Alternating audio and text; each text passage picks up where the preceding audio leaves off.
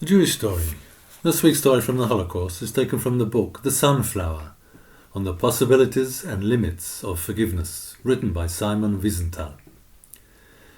In the first part of the book, Wiesenthal describes his experiences in a concentration camp, and he asks a question.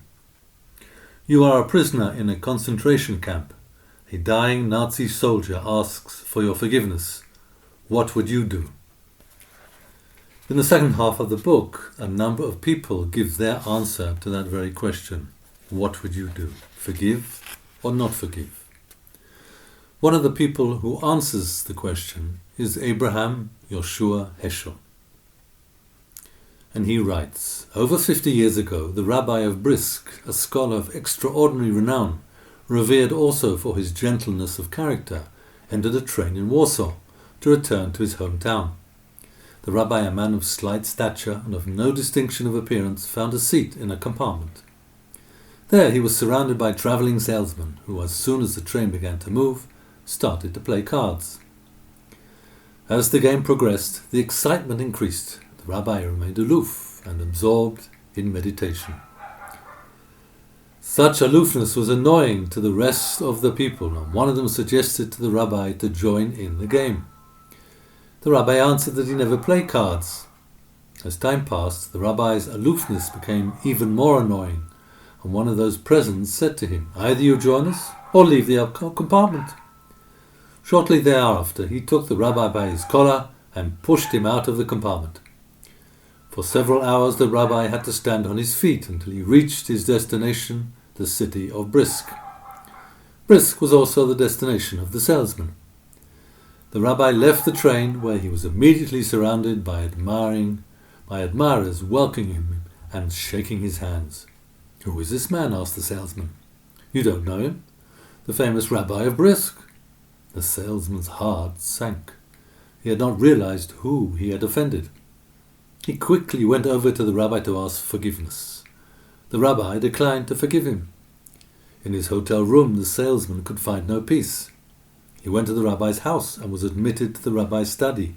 Rabbi, he said, I am not a rich man. I have, however, savings of 300 rubles. I will give them to you for charity if you will forgive me. The rabbi's answer was brief. No. The salesman's anxiety was unbearable. He went to the synagogue to seek solace. When he shared his anxiety with some people in the synagogue, they were deeply surprised. How could their rabbi, so gentle a person, be so unforgiving? Their advice was for him to speak to the rabbi's eldest son and to tell him of the surprising attitude taken by his father. When the rabbi's son heard the story, he could not understand his father's obstinacy. Seeing the anxiety of the man, he promised to discuss the matter with his father. It is not proper, according to Jewish law, for a son to criticize his father directly, so the son entered his father's study and began a general discussion of Jewish law, and turned to the laws of forgiveness.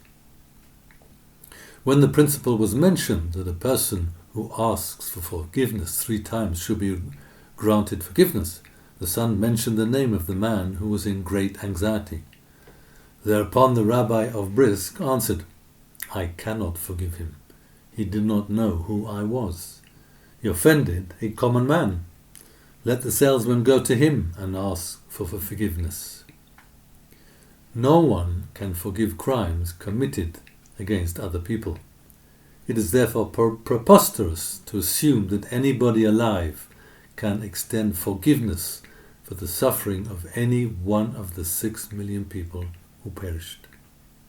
According to Jewish tradition, even God himself can only forgive sins committed against himself, not against man. Please pass on the story.